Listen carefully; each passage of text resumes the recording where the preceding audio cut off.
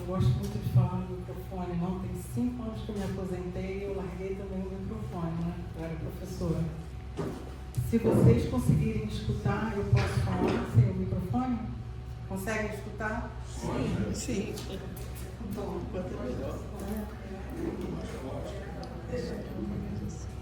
bom, pode soltar para não dar spoiler. Quando o Luiz Felipe me convidou para dar essa palestra, eu voltei para casa meio pensativa, né? Assim, eu sou um bandista, mas eu não sou uma mãe de santo, não sou uma dirigente, não tenho todo esse conhecimento para poder falar da Umbanda. E aí eu me recolhi e pedi às entidades que me ajudassem a pensar em como falar da Umbanda aqui para vocês. E eu escutei assim: faz o que você sabe fazer. E como pesquisadora, eu não sei fazer outra coisa a não ser pesquisar, né? Então, eu coloquei Sabedoria de Preto Velho porque foram eles que me falaram no ouvido para falar sobre a Umbanda como tema de pesquisa. Posso passar?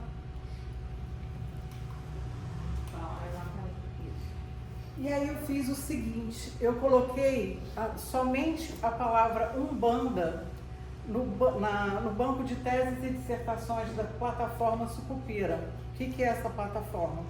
Todos os cursos de pós-graduação, mestrado, doutorado, eles têm que colocar todos os dados nessa plataforma que se chama Sucupira.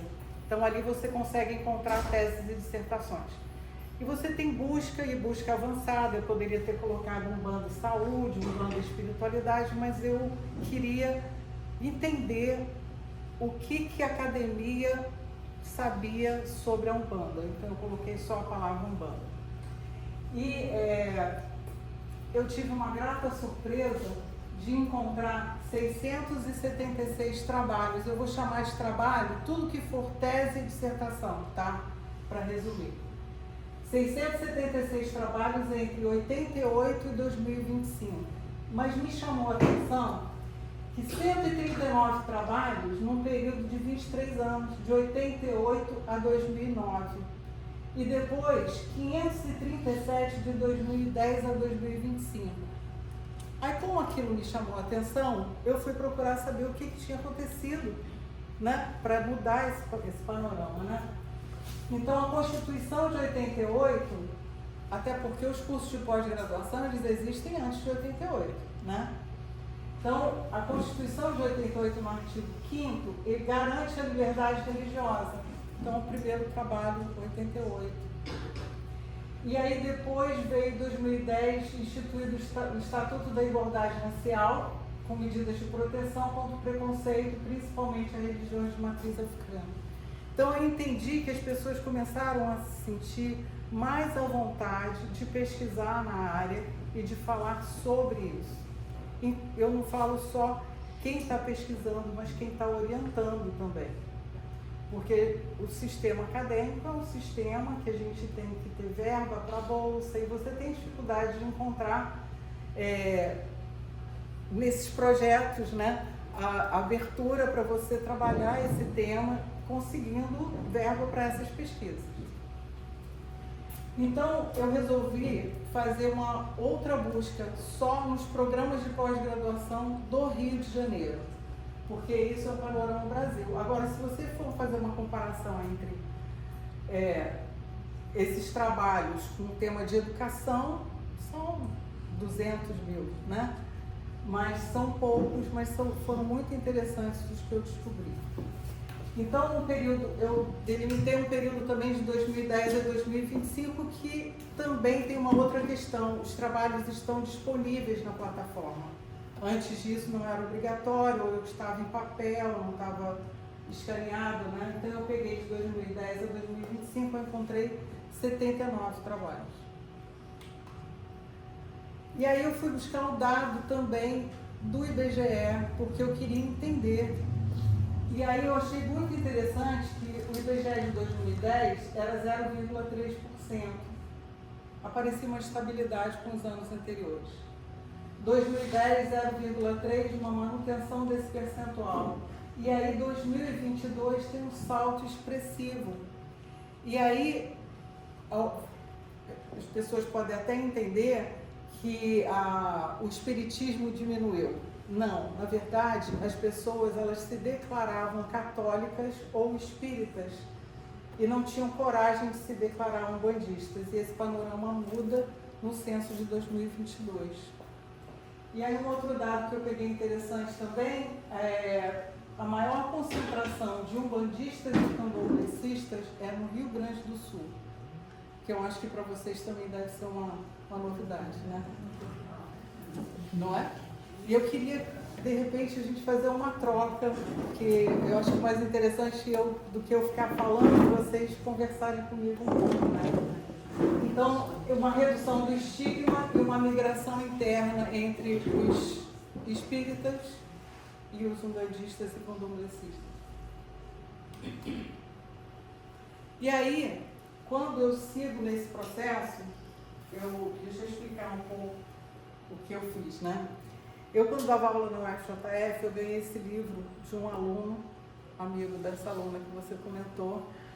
E esse livro, Quem Explica o Brasil, é uma análise dos cursos de pós-graduação na área de ciências sociais a partir da bibliografia. Quem cita quem? Então, quando a gente faz o mestrado e doutorado, o nosso orientador ele vai indicar os livros para a gente ler, que são os livros que ele tem como base, como linha de pensamento dele. Então, se você cita e cita e cita, é aquela linha de raciocínio que a gente vai ter. Então, a partir desse livro, eu fiz a minha tese de doutorado na área de turismo, que é a minha área, e a minha curiosidade era o seguinte: não tinha um curso de pós-graduação em turismo no Rio de Janeiro, mas tinham trabalhos publicados. E eu queria saber de que forma essas pessoas, que são orientadores não formados em turismo e orientandos não formados em turismo, estavam tratando o turismo em suas teses e dissertações, certo? Eu encontrei trabalhos, por exemplo, que não tinha nenhuma referência bibliográfica na área de turismo, mas era um trabalho sobre turismo.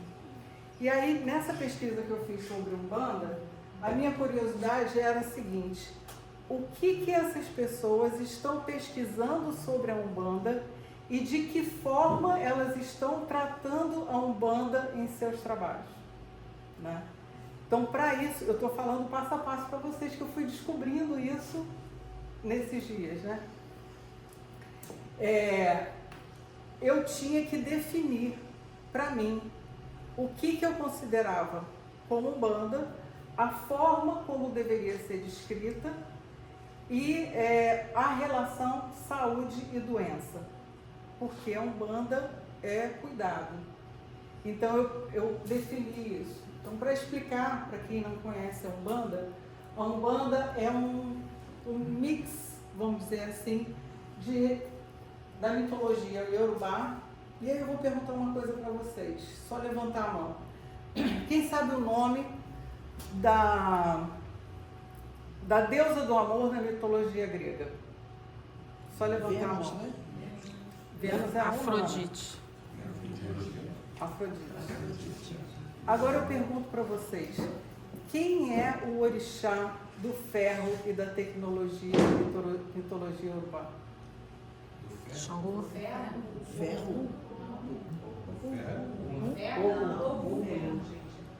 Mas vocês aprenderam isso na escola? Não. A mitologia grega e romana, sim. A guerra.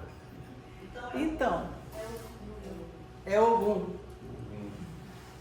Então, a Umbanda é um mix dos orixás, né, que valorizam a ancestralidade, uma conexão com o meio ambiente. Outra coisa, os orixás na Umbanda, os orixás na África, eles eram cultuados, mas eles representavam localidades, uma cidade, uma aldeia. E quando vem para o Brasil, existe uma mudança. Os orixás do candomblé são diferentes dos orixás da Umbanda. Na Umbanda, esses orixás são representações da natureza. Então você tem Iemanjá do mar, Oxum da cachoeira, você tem Xangô da pedreira, e eles também, assim como os deuses da mitologia grega, eles têm qualidades e alguns defeitos. E todos esses mitos, como os mitos da mitologia grega, eles são passados para a gente como itãs. A gente chama de itãs, tá? Então a gente trabalha, às vezes, numa conversa com alguém, falando de um itã, para que desperte nessa pessoa, talvez, esse entendimento de uma mudança de perspectiva, de uma mudança de atitude, a partir desses mitos dos orixás. E aí a gente tem também uma contribuição indígena que se dá através da sabedoria dos ancestrais, o xamanismo, com o conhecimento das ervas e um profundo respeito à natureza. E também o espiritismo, o kardecismo, onde a gente reconhece a reencarnação, lei de causa e efeito, uma organização mediúnica e a caridade como fundamento. Então, eu precisava entender que os trabalhos tinham minimamente esse entendimento da Umbanda, tá? Então, Umbanda é uma religião monoteísta, cristã e genuinamente brasileira, fundamentada no culto à natureza, na crença da imortalidade da alma, no exercício da caridade através da mediunidade. Alguns historiadores dizem que a gente... deixa eu voltar. Muitos falam que a Umbanda ela tem início com Zélio Fernandino de Moraes. Mas, na verdade, a gente já tinha Umbanda muito antes de Zélio, né? Para quem tiver interesse, esse livro é muito legal. Ele é sobre as Umbandas e mostra que a gente já tinha esse tipo de culto antes do que a história diz que o fundador foi o Zélio, em 1908. Os índios? Tem a ver com os índios? Sim, porque quando os escravizados vêm para o Brasil, eles já estavam e eles fazem essa conexão. Então, essa troca de cultura já existia muito antes do que se diz que o Zélio foi o fundador. Alguém conhece a história do Zélio? Se diz o seguinte: Zélio era um rapaz de 17 anos que passava muito mal, a mãe não sabia o que fazer, e aí alguém pede que ela leve o Zélio a um centro da Federação Espírita em Niterói, e quando ele chega numa sessão mediúnica, ele incorpora o caboclo das 7 encruzilhadas, ele se apresenta dessa forma e ele pede às pessoas presentes que tiverem interesse que compareçam na casa dele no dia 15 de novembro, que ali eles iriam conhecer uma nova religião que se chamaria Umbanda. E aí, no dia 15, na casa dele, ele incorpora novamente o caboclo das 7 encruzilhadas, e aí ele diz que a função de Zélio seria abrir 7 casas, e ele faz isso antes dele falecer. Uma das casas ainda existe em Cachoeiro de Macacu, né? Que quem deu continuidade foi a filha do Zélio. Então, essa é a história contada da fundação da Umbanda, né, como uma religião brasileira. Mas Umbanda, a palavra Umbanda vem de um dialeto banto de 1560 no Brasil, que quer dizer curandeira. Então, essa questão da saúde, ela já vinha no cerne da Umbanda desde sempre, tá? Os pilares da Umbanda são o Deus único, que a gente chama de Olorum, os orixás, que são diferentes do candomblé, as entidades, que são algumas linhas, né, que a gente tem os caboclos, os pretos velhos, os baianos, os marinheiros, cada um com o seu, né, eles se apresentam com um arquétipo, né, e a caridade. Então, é um sistema religioso que busca evolução espiritual através da interação entre o plano físico e o espiritual, utilizando elementos da natureza e a sabedoria dos ancestrais, dos espíritos, para promover o equilíbrio emocional e a cura espiritual, sempre pautado na humildade e no amor ao próximo.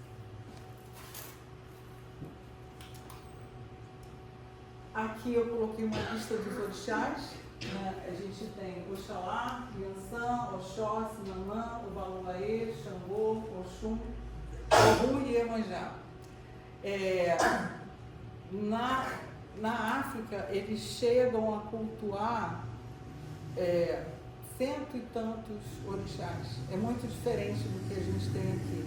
No candomblé eles cultuam 16 e nós cultuamos apenas esses na Umbanda, sempre fazendo referência com a natureza. Então eu também queria ver de que forma eles estavam tratando a questão do culto aos orixás nos trabalhos. E aqui as entidades, né? Os pretos velhos, né, são os conselheiros, os caboclos utilizam o conhecimento da medicina vegetal, as crianças trazem essa alegria que a gente precisa todo dia, né? Os Exus, muito diferente do que a gente imagina, né? Como os Exus, nós consideramos como guardiões de luz, eles estão entre nós e os orixás, como se fosse um intermediário. E algumas casas estão começando a ter as giras de ciganos. Essa egrégora começa a fazer parte da Umbanda, não tem muito tempo, e algumas casas mais especificamente ainda só de ciganos, que são as tiçadas. Pouco do Oriente. E aí eu coloquei Umbandas, eu não vou ler tudo, porque são muitas Umbandas. Né? Umbanda branca, Umbanda pura, Umbanda popular, Umbanda tradicional, esotérica ou iniciática, Umbanda traçada. Essa Umbanda, ao que a gente chama de Omolocô, ela tem mais características do candomblé, tá? Os rituais, as iniciações, o uso de... Eles usam o animal, mas não matam o animal, né, como tem a matança no candomblé, usam, mas não matam. Umbanda de caboclo, Umbanda de Jurema, Umbanda eclética, Umbanda sagrada, Umbanda cristã. Então a gente tem um leque enorme. E aí eu estava comentando com o Roberto que, diferente do kardecismo, que foi codificado, né, a gente não tem como fazer isso com Umbanda, porque é um leque muito amplo de Umbandas. E a gente não tem como. Então, quando eu fiz essa pesquisa, eu tentei colocar lá os orixás, colocar lá as entidades, mas não falar de diferentes Umbandas. Mas eu queria saber o que eles entendiam disso. E aí, para nós, a gente também trata a questão da saúde e da doença, né? Saúde sendo o estado de equilíbrio dinâmico e a doença uma alteração biológica desse estado de saúde. Então eu queria entender também nos trabalhos como eles tratavam a saúde e doença. E para nós, as doenças são físicas, espirituais e atraídas e simbióticas, né? A física, um acidente, um exagero alimentar, as espirituais, que vêm das nossas vibrações, e as atraídas com uma sintonia com fluxos negativos ou espíritos. E aí, eu agora definido para mim, né, o que eu gostaria de ver nos trabalhos sobre Umbanda, eu parto para os trabalhos. A minha curiosidade era quem são esses orientadores e esses orientandos. Eu montei uma planilha, eu busquei no Lattes de todos eles a formação básica, mestrado, doutorado dos orientadores. Procurei saber quem eram as bancas, porque geralmente a banca você convida alguém que tem uma similaridade de pensamento com você para ajudar o seu orientando, vamos dizer assim, né? Também procurei saber de que forma. Até então eu não tinha aberto nenhum arquivo, tá? Baixei todos os trabalhos, os 79, e não abri nenhum arquivo porque eu queria definir para mim todos esses elementos antes de abrir qualquer trabalho, né? E de que forma eles abordavam saúde e doença nesses trabalhos. Então eu analisei de duas formas. Um olhar de fora, né? Área de conhecimento, tipo de instituição, tipo de programa, formação do autor, do orientador e a categoria de estudo. E depois eu fiz uma análise de que forma a Umbanda era tratada dentro desses trabalhos, um olhar de dentro. E aqui estão as grandes áreas de conhecimento e a área de conhecimento e o quantitativo de trabalhos que eu encontrei. Tá? Dos 79 programas do Estado do Rio de Janeiro, a maioria são na área de ciências humanas, mas a gente encontra também na área de saúde. E aí eu defini que eu só iria analisar os trabalhos na área de saúde, até por conta da AME, né? Eu separei alguns na área de antropologia, botânica, mas eu analisei os de enfermagem, serviço social, psicologia, saúde pública e tem um outro que é na área de ciências, é o nome do programa, né? Aí você estava falando de turismo, eu achei uma área de turismo, que aí esse eu fui abrir logo para ver o que era, né? Falava sobre as visitas às igrejas. Você tem às vezes um roteiro para visitar as igrejas de uma cidade, mas você não tem um roteiro para visitar os terreiros de uma cidade, né? Esse foi defendido no programa de pós-graduação em turismo da UF. E aqui está o panorama do que eu encontrei, né? Dos 79 trabalhos, 42 na área de ciências sociais e ciência da saúde. Desse quantitativo, eu encontrei 4 na área de enfermagem, 5 na psicologia, 1 no serviço social, 1 em biologia vegetal, ciências, ambiente e sociedade, 2, e saúde pública, que foram defendidos na Fiocruz, 2. Então, eu encontrei 15 trabalhos, só que 3 deles o autor tem que dar autorização para acesso. Eu não consegui acesso desses 3. Então, eu analisei 6 dissertações e 6 teses, que foram defendidas no período de 2013 a 2023, nesse quantitativo maior em 2023. A maior quantidade na UERJ. A UERJ tem um grupo de pesquisa ligado à pós-graduação de enfermagem que se chama Religare, que é bem interessante. E ali PUC 2, Fiocruz 2, UF 1 e na Rural 1. 8 estavam relacionados a esse grupo de pesquisa, 8, mas 4 estavam relacionados a esse professor que se chama Antônio Marcos Tosoli. Eu fiz o convite para ele vir aqui hoje, mas a agenda dele estava lotada, não dava. Mas eu consegui conversar com ele, nós ficamos mais de 1 hora no telefone, e aí eu vou contar um pouquinho depois disso para você. E aí eu parto para ler os trabalhos. Eu li os 12 trabalhos, as teses e dissertações, e fiz um apanhado da seguinte forma, né?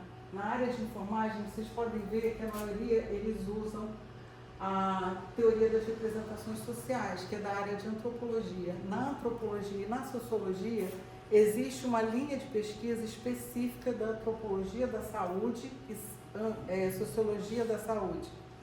Então, a maioria dos trabalhos estavam relacionados a essa teoria, que, na verdade, é uma teoria que vem da...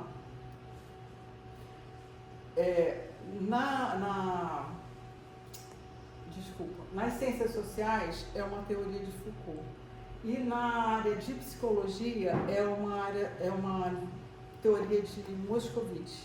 Tá? Os de enfermagem utilizaram a teoria das representações sociais em suas abordagens de forma estrutural e processual. As conclusões de que os centros umbandistas se constituem em espaços de cuidado. Na área de psicologia, utilizaram a observação participante, entrevista, aplicação de questionário, e aí o que é interessante é que eles consideram a Umbanda como que representa a multiplicidade. Só teve um que foi meio complicado de eu entender, que era na área de psicanálise. Aí eu acho que fugiu demais o que eu consigo entender, né? Mas todos eles com uma metodologia exemplar, uma coleta de dados. Eu vou te perguntar uma coisa, qual é aquele questionário de espiritualidade? Eduque? Índice de A maioria deles aplicou o questionário. Na saúde pública, uma ótica da antropologia da saúde, usando observação participante e entrevista. Foram 2 trabalhos, um analisou o impacto do racismo religioso na saúde mental e o outro é uma complementariedade existente entre saúde oficial e terapêuticas religiosas. Esse programa, ele abrange várias áreas, então esses 2 trabalhos que eu encontrei foram na área de botânica. Então foi um inventário, uma pesquisação, entrevista sendo estruturada com benzedeiras e praticantes. Um deles tratava de ervas e o outro de flores na Umbanda. E aí eu vou pedir a vocês a licença, porque eu conversei com esse professor, o Marcos Tosoli, e dentro da minha pesquisa, que é o Olhar de Fora, eu queria entender com ele 2 coisas. Como que ele, um professor titular da UERJ, na área de enfermagem, ele se aproximou da Umbanda. E aí ele me disse que essa aproximação ela aconteceu em 2017 com um orientando. Ele ficou curioso e ele foi com esse orientando a esse centro que fica em Realengo. Então, desde 2017, ele faz as pesquisas dele nesse mesmo centro de Umbanda em Realengo. E aí, uma outra pergunta que eu fiz a ele, né? Qual era a dificuldade com CAPS, CNPq, dele apresentar projetos de pesquisa na área de Umbanda e de conseguir as verbas, e como que o departamento dele, os pares dele, viam essa questão dele estar pesquisando na área de Umbanda. Ele riu e falou assim, eu tenho muitos artigos. Né? A moeda de troca dele, dentro da pós-graduação, é que ele tem muitos artigos. Por ter muitos artigos, ele está bem situado na pós-graduação, ele tem mais de 300 artigos publicados. E aí ele não liga, foi o que ele falou, ele não liga porque as pessoas dizem. E aí, como ele não pôde vir, eu vou ler um texto para vocês que ele publicou na Revista Baiana de Enfermagem. Não é isso tudo, tá? Eu não vou ler isso tudo, mas eu achei muito interessante. Se chama O Terreiro de Umbanda como Espaço de Cuidado. Algumas reflexões. Esse texto parte de uma reflexão levada a cabo ao longo dos últimos 3 anos. Foi publicado em 2021. Desenvolvendo pesquisas participantes e distintas observações em diferentes terreiros de Umbanda da cidade do Rio de Janeiro e na região metropolitana da capital do estado homônimo. A reflexão centra-se na premissa de que esses terreiros se constituem como um espaço de cuidado à saúde e como um tempo de possibilidade de autoconhecimento e de novas atitudes diante da vida. Tentaremos levar à frente essa argumentação baseada em 4 aspectos principais, quais sejam: o acolhimento na comunidade religiosa, o desenvolvimento do diálogo com os umbandistas em transe, que, para os fiéis, é a corporificação de entidades espirituais e transcendentes, disponíveis para conversa frente a frente, a inclusão das diferentes facetas da vida humana nesse atendimento e o retorno do cotidiano e os seus desafios. Antes de abordar especificamente os tópicos que foram apontados, destaca-se que, dentre outras definições expostas, Umbanda significa a arte ou a maneira de curar e de encantar. Um dos seus principais ritos públicos, a gira, possui origem etimológica na ideia de caminho e de travessia, o que conforma uma conceptualização de movimento e de dinâmica e tende a configurar uma abordagem complexa e não estática da vida de um modo geral e do processo saúde e doença em particular. Protelando por um parágrafo a mais a entrada nos tópicos elencados, há de se considerar a ideia de encantamento e precisá-lo, na medida do possível, de forma um pouco melhor. Por um lado, relaciona-se com o transcendente, aquilo que existe para além da realidade palpável, mediante crenças da comunidade religiosa em seres concretos que entraram neste universo, malandros que ensinam o bem viver coletivo. Aí ele cita um texto dele mesmo. Pombagiras que elevam a autoestima feminina em função do próprio ser feminino. E pretos velhos que fazem da paciência a resistência firme e crítica diante das impossibilidades, enraizando-se na esperança como uma forma incontrolável de ser no mundo.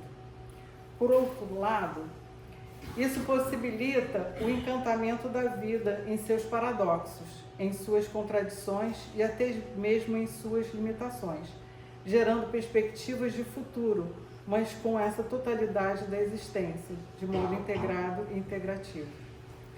Com relação ao primeiro tópico, o processo de acolhimento na comunidade religiosa deve-se destacar que ele possui diferentes camadas de aprofundamento, dentre as quais serão destacadas algumas. A primeira é que conhecer um terreiro de Umbanda é encontrar o Brasil e defrontar-se com diferentes facetas da brasilidade, desde as imagens sacras presentes nos terreiros, por conta da discriminação, os escravizados precisaram fazer o sincretismo com os santos católicos, né? Então, por exemplo, Ogum é São Jorge nesse sincretismo. Me perdi aqui. Desde as imagens sacras presentes nos terreiros, as práticas religiosas populares construídas ao longo dos últimos séculos, e o transe de religiosos com características de populações do cotidiano brasileiro, indígenas, pretos velhos, por exemplo, que atendem o público. Há também uma familiaridade quando se considera que as racionalidades sobre a saúde e a doença ali presentes são aquelas consideradas como leigas, o que permite um diálogo mais fluido e com compreensão mútua mais frequente e consistente. Além disso, consulentes, os que procuram atendimento, e os religiosos que entram em transe e assim fazem os atendimentos, são atores sociais à espera da intervenção de um terceiro que lhes envolve e dá sentido à presença de ambos naquele espaço, a entidade espiritual. Nesse sentido, embora haja diferença entre os consulentes e os umbandistas que entram em transe na inserção no terreiro, no acesso aos bens sagrados e no conhecimento espiritual, a decisão final está para além de ambos, o que gera solidariedade no acolhimento e no atendimento entre eles. A segunda dimensão, a do diálogo, configura-se como a possibilidade de acesso ao sagrado em um contato íntimo, pessoal, não repetível e exclusivo, o que permite a expressão das questões importantes à existência, o acolhimento mediante uma escuta atenta e a possibilidade de síntese necessária à continuidade do viver, buscando melhor qualidade de vida e maior construção de sentido à existência. Dessa maneira, como considera determinados autores, a Umbanda apresenta-se como um espaço-tempo capaz de abordar e de atender as pessoas de modo holístico, integral e integrador. Pode-se observar no movimento dos consulentes no terreiro que o acesso ao diálogo com os religiosos em transe se configura como um momento singular de resgate da importância da história pessoal e de seu desenrolar sobre o mundo, como do estímulo à autoestima, ao bom humor e à confiança na vida. Uma das primeiras observações realizadas nas pesquisas desenvolvidas neste período foi o atendimento de um Exu a uma mulher que se encontrava muito próxima do pesquisador. Ele me contou essa história na ligação que nós fizemos. Ele a colocou sentada, preparou uma bacia com água e ervas na sua presença e depois começou a passar aquela água em sua perna, conversando com ela por aproximadamente 2 horas ininterruptas. É um acolhimento. De modo geral, após o atendimento, os consulentes se referem à importância de serem ouvidos, à necessidade de continuar o tratamento indicado nas unidades de saúde pelo casaca branca, expressão comum para médicos em específico, às vezes os profissionais de saúde. A valorização da vida, ao cultivo da vida espiritual como um caminho terapêutico e ao sentido de que não se está sozinho nos desdobramentos possíveis da situação dialogada. Esse conjunto de ações, atitudes e construções simbólicas permite a elaboração de sentido diante da vida, dos acontecimentos que as atravessa e do futuro que se mostra no horizonte. Outro aspecto a ser destacado nessa questão do diálogo entre o consulente e o religioso em transe é que a entidade que ambos acreditam estar ali pode ser considerada alguém próxima do humano, cabendo dentro do título de gente como a gente. Suas histórias, sua personalidade, sua qualidade também são os percalços, e seus percalços e até mesmo defeitos são expostos nessa conversa. Eu falei dos itãs, né? As qualidades e defeitos dos orixás. Oferecendo dicas para o bem viver com base em suas próprias experiências, como bem aponta a obra realizada mediante entrevistas com uma mãe de santo em transe chamada Teologia da Malandragem. É um livro que ele publicou, que se chama Teologia da Malandragem. Como já apontado em outros momentos ao longo do texto, mas cabe aqui realizar uma síntese, esse diálogo aborda diferentes facetas da vida humana, mas possui de maneira recorrente dois aspectos centrais: a saúde física e a saúde mental, ambos se constituindo como um desafio inerente ao enfrentamento de doenças que podem ser consideradas pela comunidade religiosa e pelo grupo social como físicas e espirituais. Exatamente o que eu esperava achar no texto, né? De um modo geral, há uma visão de entrelaçamento dessas situações, constituindo o ser humano como físico e espiritual, imanente e transcendente, objetivo e subjetivo simultaneamente, tornando sua abordagem complexa e multifacetada. Na esteira dessa abordagem integral do humano, são englobados aspectos da vida cotidiana, os afetos, as oportunidades profissionais, as relações familiares, a vida sexual, os processos de adoecimento, as demandas da vida espiritual, a análise das decisões tomadas na vida, os avisos de perigo que estão à espreita e os conselhos para o bem viver. Quem já teve a oportunidade de sentar com o Preto Velho é exatamente isso, né? Essa conversa que a gente tem no pé do ouvido. O retorno à vida cotidiana do dia a dia tende a se dar sob o signo do cuidado divino e da construção de sentido diante da possibilidade desse cuidado. Inclui de maneira especial a gestação da esperança na esteira do tempo e da vida como fruto desse sentido, amadurecido nas encruzilhadas do encontro entre o divino e o humano. O terreiro se caracteriza, então, como uma encruzilhada, isto é, um espaço em que o divino adquire corpos através dos religiosos e os consulentes podem ter relação com ele, tocá-lo, ouvi-lo em diferentes dimensões. Como pontuado por autores, a Umbanda se caracteriza pelo fenômeno do cruzo, do encontro, do encantamento, do humano com o divino, dos atores sociais consigo mesmos e com os outros, a alteridade do passado com o presente, os negros escravizados e os malandros das ruas com os homens e as mulheres da contemporaneidade, em sua cotidianidade do presente com o futuro. Pela crença no cuidado divino, nos diferentes caminhos da vida humana, em que os homens e mulheres dos dias de hoje são envolvidos pelo poder dos que viveram no passado e se encantaram, e do mundo como cosmopolita para o chão do Brasil, sustentado pelas pessoas comuns que vivem o cinzento cotidiano.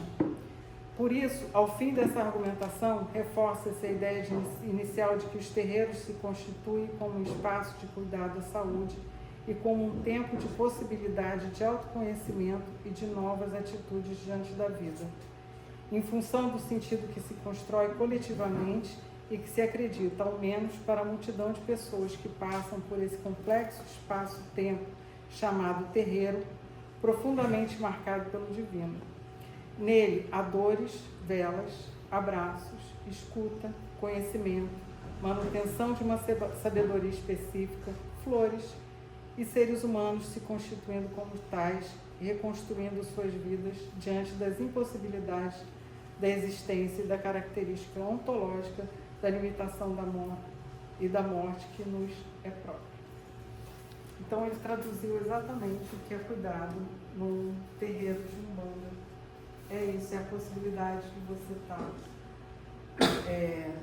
sendo escutado, né, por um caboclo, por um preto velho, tendo esse cuidado com você como ele cita, que a pessoa que estava com ele foi banhada com as ervas, né? Então eu me vi satisfeita quando eu vi tudo isso nos trabalhos. E aí, para finalizar, eu também vi os principais autores que foram citados nesses trabalhos, todos eles, tá? Reginaldo Cândido é professor emérito da USP, trabalha na área de Sociologia, com ênfase em Sociologia da Religião, atuando principalmente nos seguintes temas: religião afro-brasileira, candomblé e umbanda, catolicismo, espiritismo e pentecostalismo. Ele tem 30 livros publicados na área de umbanda, sobre umbanda. O principal deles é a mitologia dos orixás, onde ele reuniu 301 itãs que ele colheu na África, no Brasil e em Cuba, porque Cuba, por conta dos escravizados, a gente tem a santeria, né?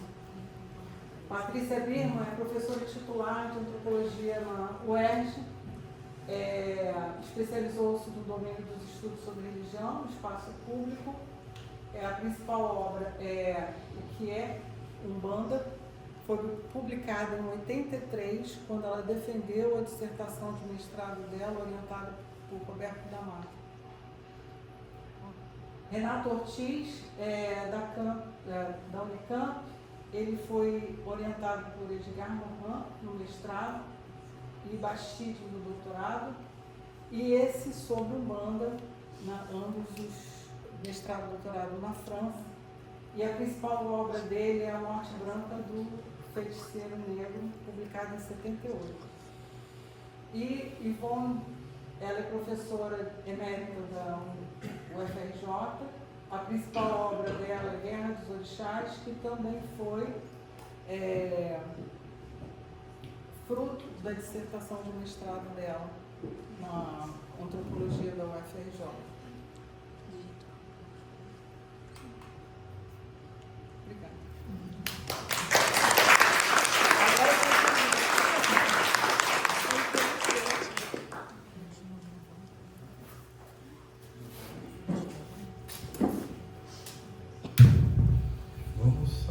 Perguntas. Quem gostaria de aproveitar essa revisão aqui que a Tereza fez? Professor, queria fazer uma observação. Houve um movimento na época do IBGE de alguns espíritos estão dizendo assim, quando for o IBGE na sua casa, reforme a sua religião.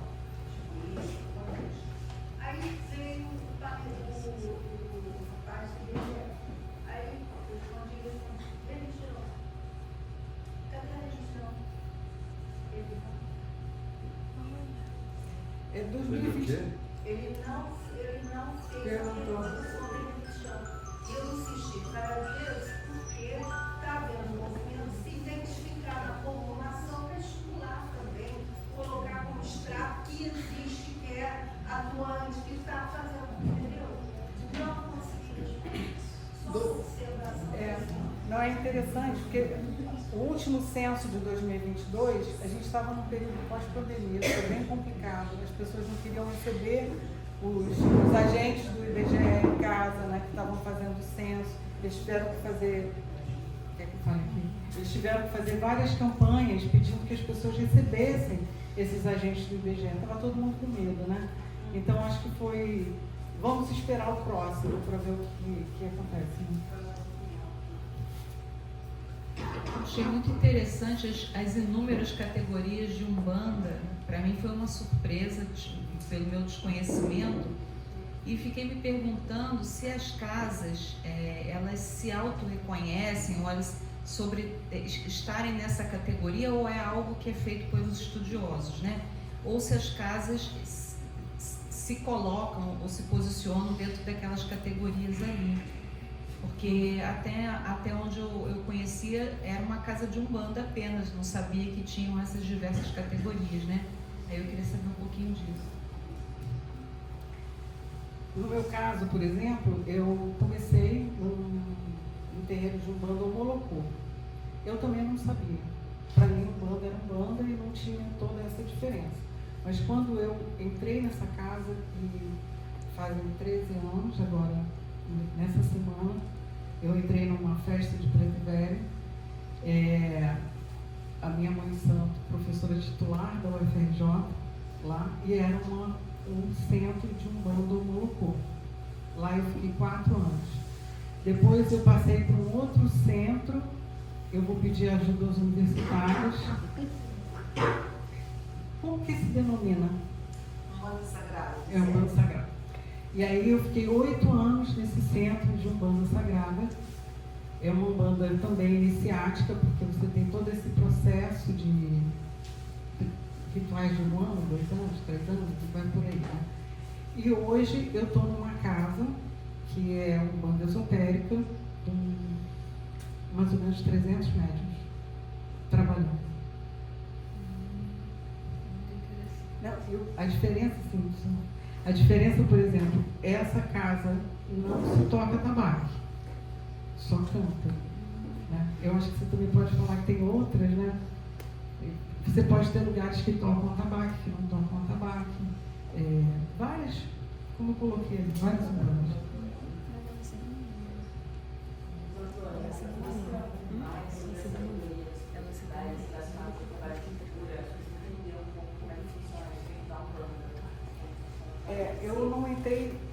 Eu não entrei nessa questão dos tipos de atendimento, né? Mas geralmente quando você vai a alguma casa, você tem uma gira de preto velho, você tem uma gira de Exu, você tem uma gira de caboclo, que são energias distintas, tá? Mas geralmente os trabalhos são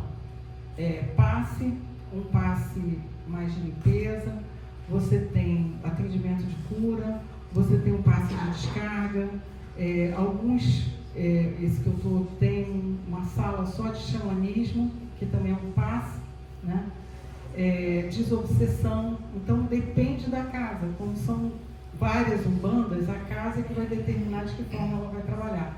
Mas geralmente banho com ervas. Por que as ervas, né?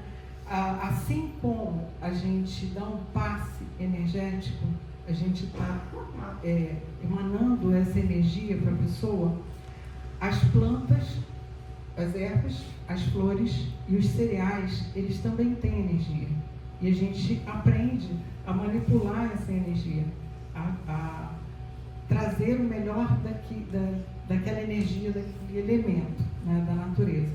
Então pode ser que seja recomendado um banho, seja o que a gente chama, tem uma coisa que a gente chama de bate-folha, né, que é um passe feito com as ervas. E a gente também pede, se possível, que as pessoas colham essas ervas, né? E quando for colher essas ervas, pedir licença e pedir que aquela planta te dê a possibilidade da melhor, extrair o melhor dela para você. Então você pede licença a ela e você extrai aquela erva para você fazer um banho, fazer um bate-folha ou qualquer coisa assim. Isso vem dos indígenas. Alguns elementos também de matriz africana. Então, por exemplo, tá? A gente falou de mitologia grega, né? Se você ler na mitologia grega, na religião eles faziam oferendas. Eu estive em Delfos e no caminho até o oráculo, porque existia um oráculo, existia uma deusa dentro daquele oráculo que as pessoas iam lá se consultar com ela, né? E muitas vezes era dito para se fazer uma oferenda.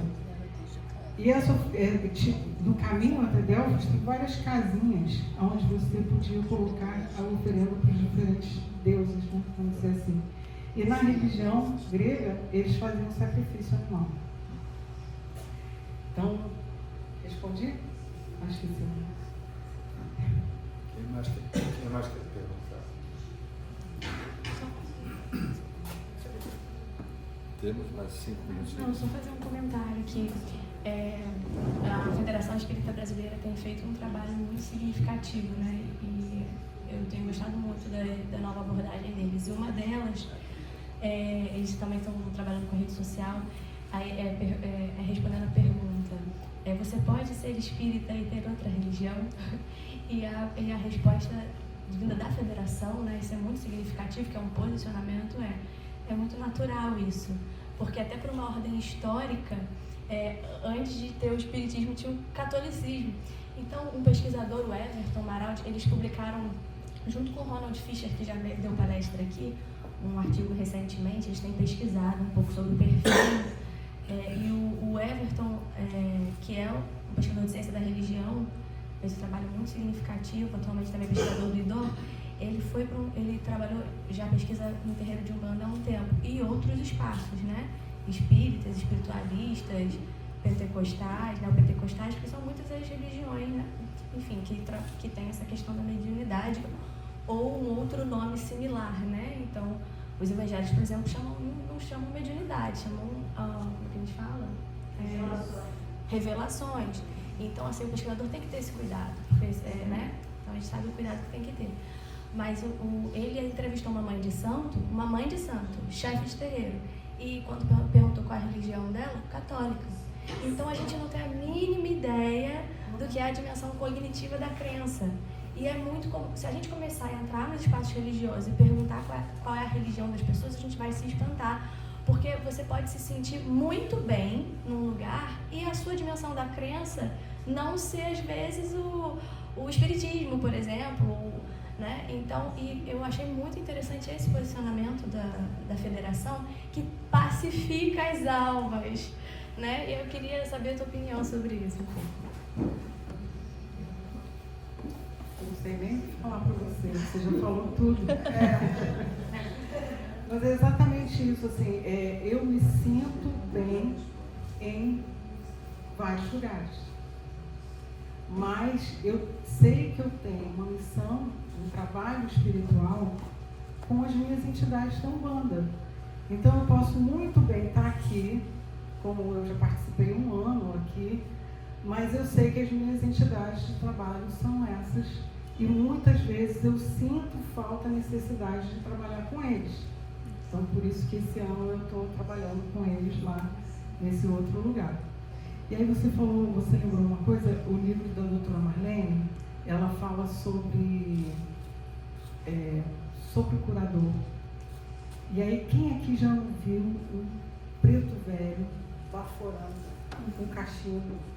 É um sopro curador. Só que são coisas com palavras diferentes, com elementos diferentes de uma mesma coisa. Quando ela fala da cura magnética, né, ela tem um capítulo inteiro sobre o curador, né? Quando ela fala sobre o passe magnético, é exatamente isso que a gente faz. É doar energia, é alinhar a pessoa, é limpar a áurea da pessoa, é exatamente o que a gente faz lá na Umbanda, mas com outro nome. Interessante que Allan Kardec, quando descreve as mediunidades todas, ele fala. E comenta também que não que desenvolveu mais os aspectos assim, de habilidade dos médiuns. Eu falo isso porque as pessoas questionam, tá fumando cachimbo, tá fumando charuto, tá fumando cigarro, mas na verdade é o fumo, né? Aí você tem a energia do fumo mais a sua energia nesse sopro curador. É a intenção. Doutora, na realidade, na hora que ele está jogando a fumaça, existem fluidos que eles trabalham naquela fumaça, ela sabe disso, né? E aqueles fluidos, ele faz com que ela se movimente e interfiram na doença que aquela pessoa dá. Né? Que pode ser espiritual, ou pode ser que eu coloquei. Exatamente. Esse é um aspecto que eu quero te provocar, bastante difícil do ponto de vista de incorporação em estratégias de saúde. a parte mais fácil de discutir relevância de espiritualidade e a atuação do profissional de saúde é um aspecto muito respeitoso a todas as crenças. Isso é bastante fácil e intuitivo, é quase uma questão só de educação, né? Respeitar a crença de cada um. Segundo ponto que você comentou desse sincretismo, Leonardo Boff diz que a melhor religião é aquela que te faz bem. Então, a gente tem que respeitar isso também. O desafio maior, não é, e que se diz que a ciência se afastou da religião há séculos, e isso estaria agora voltando, é a necessidade de demonstrar, além do acolhimento, além da presença positiva, que eu possa estar sentindo que estou recebendo aquela energia, como é que nós podemos medir, como é que nós podemos avaliar se está modificando a saúde ou não, se está adoecendo ou não. Os métodos atuais científicos, eles são ainda incipientes para isso, porque para a gente prescrever, talvez alguns, além de mim, tomem aqui remédio para pressão ou para colesterol, deve ser bem poucos aqui. É porque foram estudados esses medicamentos, né? Livros bem antigos de Chico Xavier dizem que o tratamento da maior parte das doenças virá das flores. A aspirina veio de casca de árvore e por aí vai. Então, que existe esse princípio, sim, mas como é que a gente pode documentar isso? E para prescrever, conforme eu falei, uma aspirina, um remédio para pressão, eu preciso documentar, eu preciso demonstrar, não é, que aquilo está efetivamente reduzindo coisas relacionadas à saúde. Eu me sentir melhor já tem algum valor. Eu ter uma pressão melhor já é um valor também. Mas vai valer muito se aquela medicação for demonstrada que ela está reduzindo a mortalidade. Então, é bastante difícil em todas as vertentes doutrinárias, religiosas. Estamos numa casa espírita, estamos falando de uma outra forma espiritualista. É ainda bastante difícil de nós demonstrarmos isso. Nessa sua avaliação, eu percebi esse aspecto antropológico, sociológico, do acolhimento, não é? Que é uma das premissas do atendimento profissional. Como é que, trabalhadora de casas, não é? A senhora vê assim que a gente pudesse demonstrar isso? A Bárbara está organizando isso, como é que a gente demonstra as curas espirituais.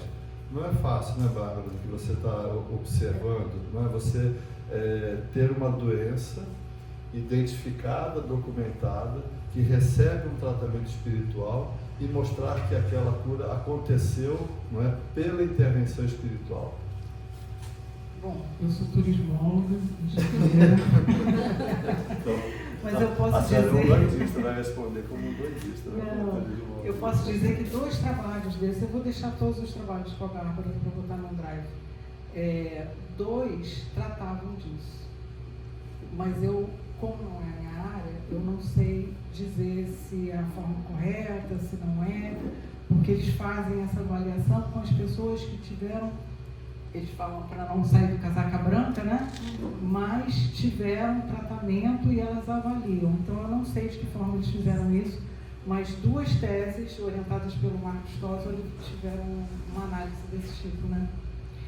E aí eu posso finalizar com que é, assim, um depoimento meu, né?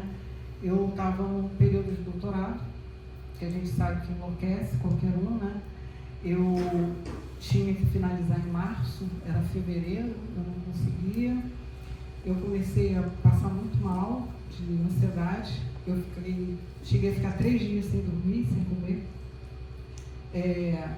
Pesava 43 quilos e aí eu fui fazer uma das coletas de dados, era uma entrevista com uma professora da UERJ, orientadora na área de turismo. E aí ela me viu, aquela pessoa seca, e me fez um convite, que era para conhecer o centro espírita dela, que ela participava lá em Mauá. E aí eu não podia negar, Tá bom, né?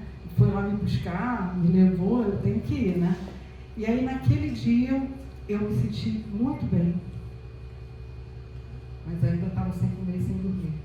Voltei 15 dias depois, era festa de Ogum, né? São Jorge. Geralmente se tem uma feijoada. Eu tive uma fome absurda. Eu comi 3 pratos naquele dia. Então, isso era abril, né? Em agosto, eu tinha recuperado todo o meu peso e estava defendendo meu doutorado. Sã. Então, assim, eu não sei te dizer, eu não sei te responder o que é, mas isso acho que é muito importante, nós continuarmos. Se nós estivéssemos aqui, nós estamos aqui porque nós temos uma fé, nós temos uma crença. Alguns de nós têm compromissos diferentes do ponto de vista do seu trabalho, mas todos nós temos em comum, né, esse interesse pelos conceitos espiritualistas. Acreditamos nisso, né, estamos procurando entender isso. Então, acho que uma mensagem importante é que nós devemos continuar trabalhando nessa área, estudando nessa área. Né? Semana que vem eu tenho que fazer uma apresentação, né, e assim, né, como deve agir um espírita. Então diz assim: amar o próximo como a si mesmo. Segundo conselho, instruí-vos. Nós temos que continuar estudando. O fato de eu não ter num livro de medicina, de enfermagem, né, uma prescrição espiritual não significa que não funcione. Significa que a natureza não dá saltos. Fica bastante fácil falar isso aqui nessa casa, na sua apresentação, porque é uma construção que está sendo feita. Então, né, esse tipo de leitura, de avanço, se serão novos métodos de exames que vão mostrar como vai ser. Isso a gente ainda vai ter o privilégio de ver. Então, eu queria agradecer muito a sua apresentação, eu acho que ela fortalece, né, a riqueza do Brasil, né, quando se diz, entre outras explicações, né, que a pátria do futuro, né, é por conta do nosso sincretismo religioso, é por conta do nosso ecumenismo, né? São virtudes que estão plantadas aqui e que fazem do nosso país uma terra, né, não prometida, mas semeando, apesar das dificuldades todas que a gente observa hoje, tem uma razão de ser e né, o que nos estimula a nossa superação. Muito obrigado pela sua apresentação. Eu vou colocar, como sempre,